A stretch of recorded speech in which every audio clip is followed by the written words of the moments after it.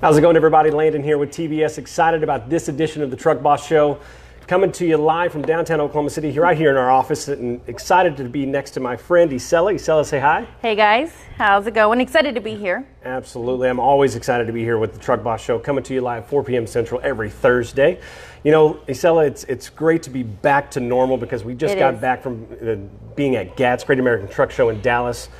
What a wonderful experience. It was. There was a lot going on. It was a lot going on. It was amazing. I love the energy out there. It was awesome. I would go back. I would go back. I would too. I can't wait till next year. We had so many interviews. We did 16 different episodes there at GATS. I couldn't believe that it was that many. I can't believe that. I can't believe that we did that many either. It just seemed like so little. I would say less than 16, but surprisingly, we did 16, and that was pretty awesome. I've got to share some pretty awesome stats, if you don't mind. No, go ahead.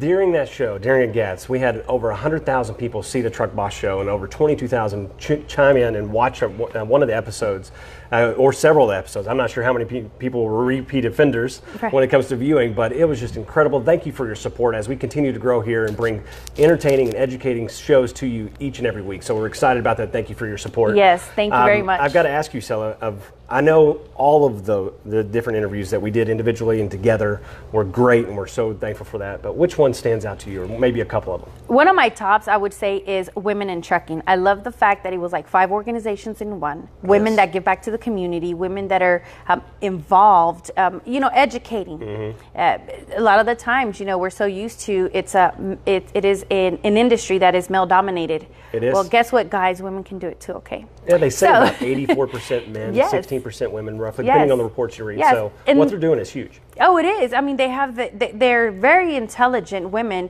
who've taken it and they've gone a bigger. They take that bigger step. They're not just into trucking. They're bringing awareness.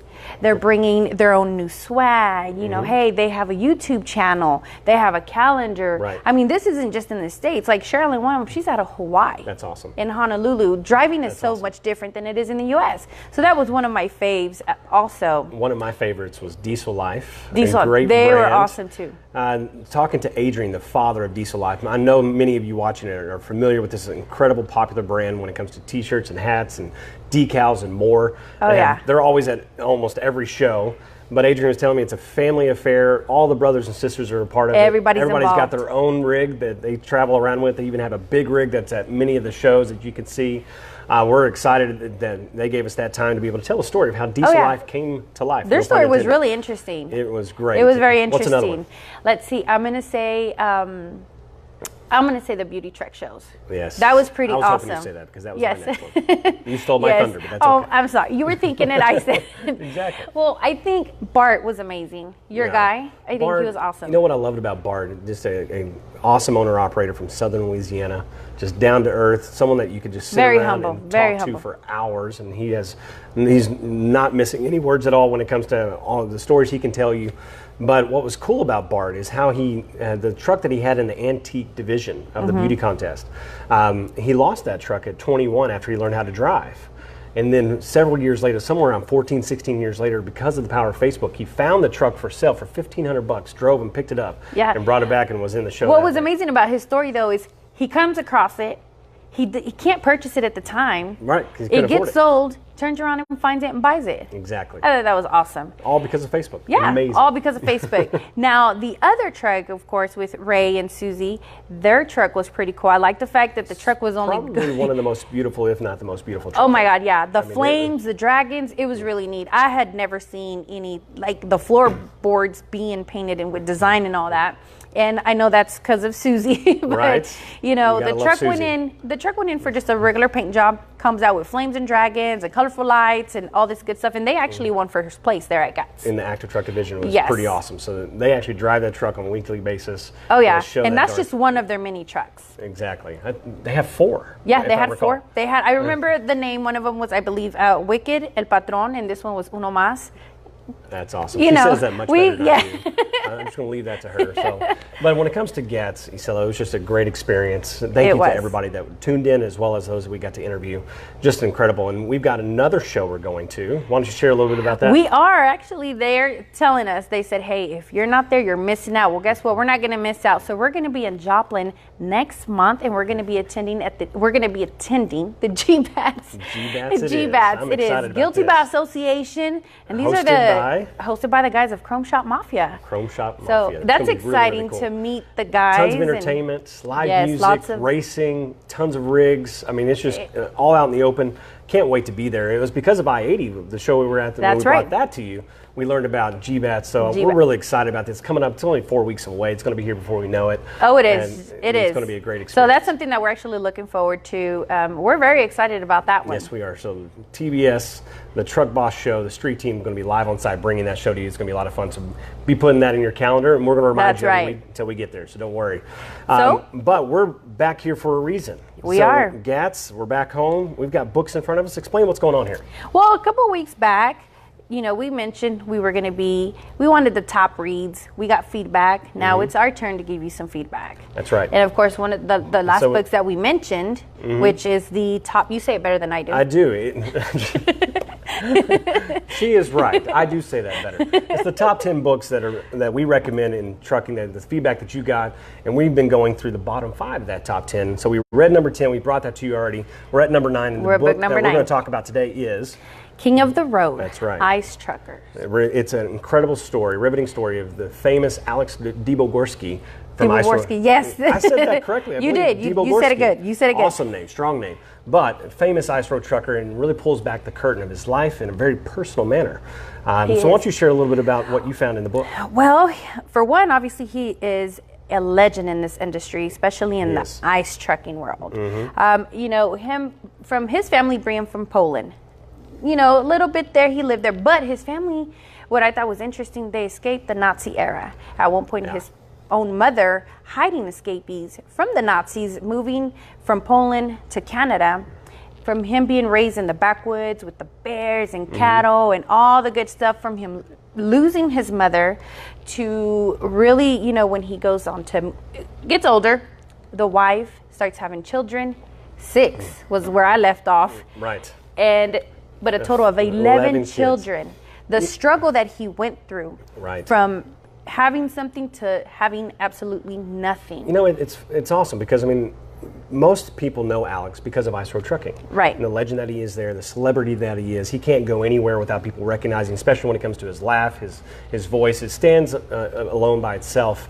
And to pull back the curtain and talk so personally, he goes deep. That's what caught me off guard, is how personal he gets, and he doesn't leave anything out inside the book. He does not. He literally, at first, when it starts off and I'm, reading this book, I'm saying, oh, okay, that's cool, neat.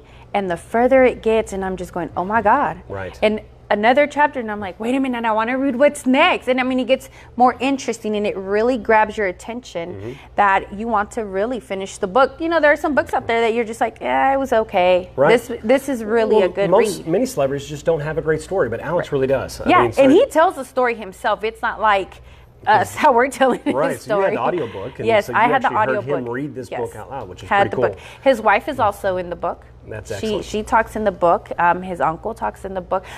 He really goes in deep on his life. Right. And so that's the beginning of the book. It really starts his childhood and all of his friends, his growing up. The first 4 chapters or so, just really personal. Very excellent personal. Read. Very. And then as it gets later in the book, you've got him becoming the entrepreneur that he is in his young 20s, how he got into ice road trucking. If there's one reason to read this book, especially if you're a fan of the show Ice Road Trucking, you've got to read this part because it's very compelling how he got into it. Awesome story. I'm going to talk a little bit about that in just a second. Right. But then it goes into how literally to drive a truck on ice and what it is that the engineers have to go through to keep it safe for everybody on the road. I just thought that was really cool. He gets very detailed. That stuff, when you get that kind of in depth with me, and it's just how deep they go into that side of the technology and all the trucks, it's just really cool. And then the last part is how actually Hollywood found Alex and started the Ice Road Trucker Show. So real quick, we don't have very much time. What's one story that stood out to you?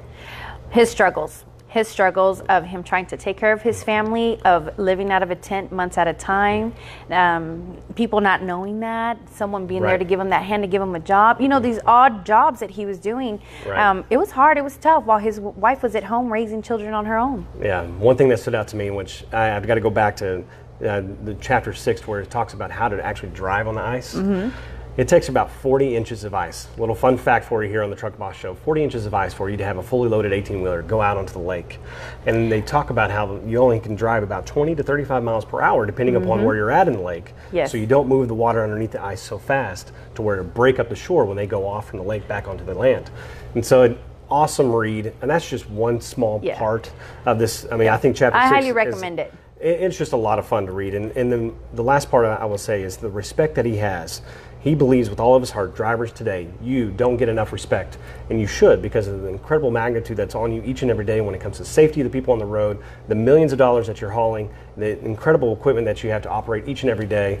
And he goes into depth of how we as a society need to give more love and respect to the drivers. So thank you for the That's right. A big thanks for you guys. That's right. And it's just huge. So that's really good stuff. And just so you guys know, we do this for you guys, and the reason why, because you really are the boss. You know, you're the one that gives us the feedback and ask, and we give back. And so that's it's a really, I recommend it.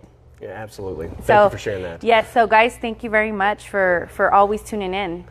King of the Road was number 9, so we're going to number 8. What's this book that we're going to be reading next? This one's going to be Sweatshops on Wheels. Excellent, excellent book. Michael Belver is the author of this book, so we're going to be excited to be able to read this, bring this next review to you on the next Truck Boss Show. May not be next week, we're not quite sure yet, so definitely stay tuned. You never know what's going to happen here. That's right. But we're excited that you tuned in for the Truck Boss Show. Thank you so much for your time. Join us again next week, 4 p.m. Central. 4 p.m. on Thursday, and Isela, sign us off. That's right. Don't forget, guys, we're here because you're the boss. We'll see you next week.